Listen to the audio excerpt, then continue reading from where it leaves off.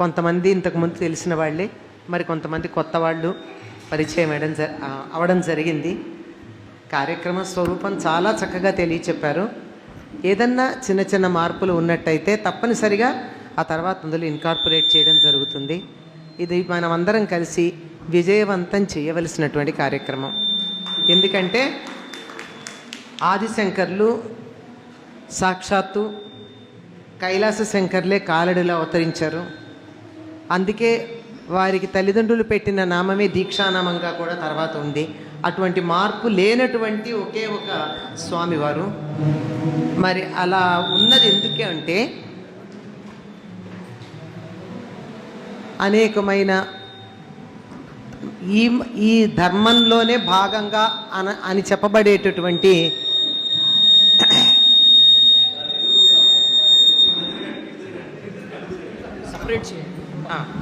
నాస్తిక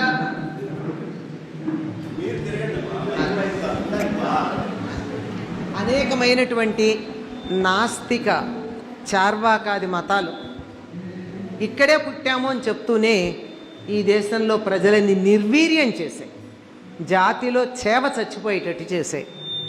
ఎందుకు పనికి రాకుండా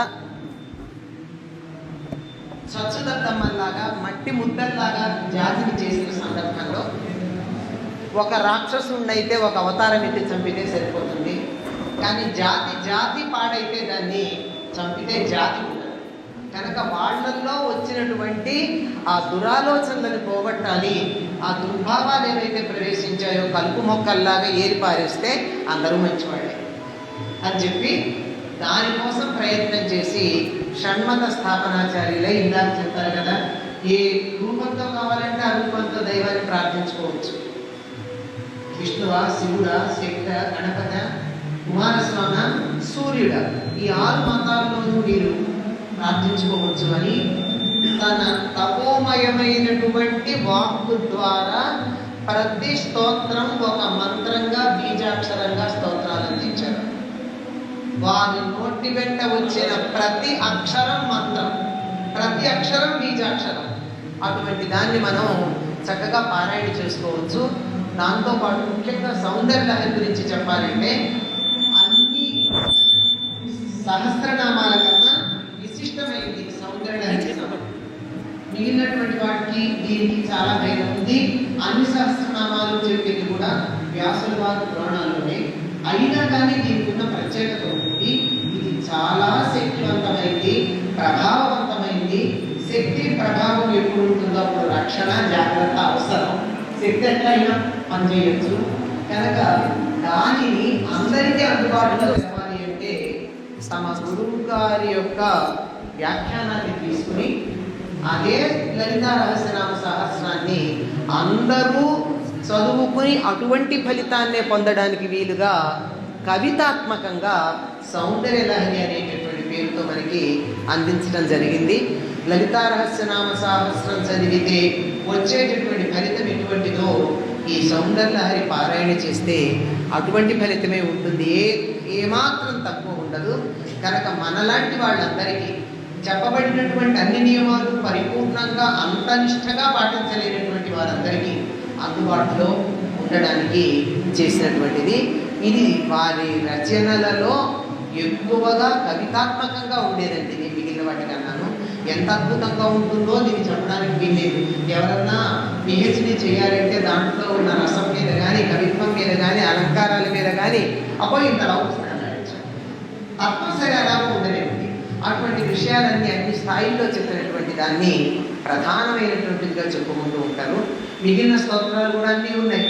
ఆదిశంకర్లు రచన అనకూడదు. ఆదిశంకర్లు నోటి వెంట రానటువంటి దేవతాస్తుతి ఏదైనా ఉందండి. మీరు ఒక దైవం పేరు చెప్పండి, దానికి సంబంధించినటువంటి ఆ దేవతాస్తుతులన్నీ మనకి ఆదిశంకర్ల రచనలో కనపడుతూ ఉంటాయి. కనుక వారి రచనలని గనక మనం 10 మందికి తెలియచెప్తే సనాతన ధర్మం పునరుద్ధరించబడుతుంది.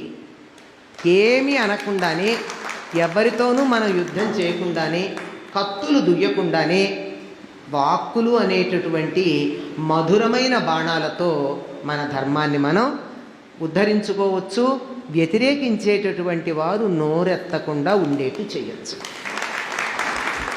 అందుకని ఇదొక వేదికగా ఉద్యమంగా చేస్తున్నటువంటిది. దీనికి సంబంధించినటువంటి కార్యక్రమాలు ఎప్పటి నుంచో నడుస్తూనే ఉన్నాయి. గమ్మత్తుగా స్వామివారు ఎప్పుడు సంకల్పం చేశారో అప్పటి నుంచి సౌందర్యలహరికి వ్యాఖ్యానాలు చెప్పడం, నేర్పించడం లాంటివి ఎవరికి వాళ్ళు జరుగుతూనే ఉన్నాయి. ఇప్పుడు ఏకీకృతం అయ్యేటటువంటి కార్యక్రమం ఇప్పుడు ప్రారంభమైంది. ఇందులో ఈ యజ్ఞంలో సమిధగా మారే అదృష్టం ఇక్కడ ఉన్న వాళ్ళందరితో పాటు నాకు కూడా లభించింది. ఇంకా ఎన్ని సమిధలు వస్తాయో చూడండి. యజ్ఞంలో ఏ భాగం, యజ్ఞార్థ క్రియలో ఏ చిన్న పని చేసినా అందరికీ సమానమైన ఫలితమే ఉంటుంది. ఆఖరికి యజ్ఞశాల తుడిచినటువంటి వారికి, యజమానికి కూడా ఒకే ఫలితం ఉంటుంది. కనుక త్రికరణ శుద్ధిగా ఇందులో మనం పాల్గొందాం. వీలైనంత మంది పాల్గొనేట్టు చేద్దాం. సనాతన ధర్మం అనే దాన్ని ఉద్ధరించబడేటటువంటి కార్యక్రమంలో మన వంతు పాల్గొందాం.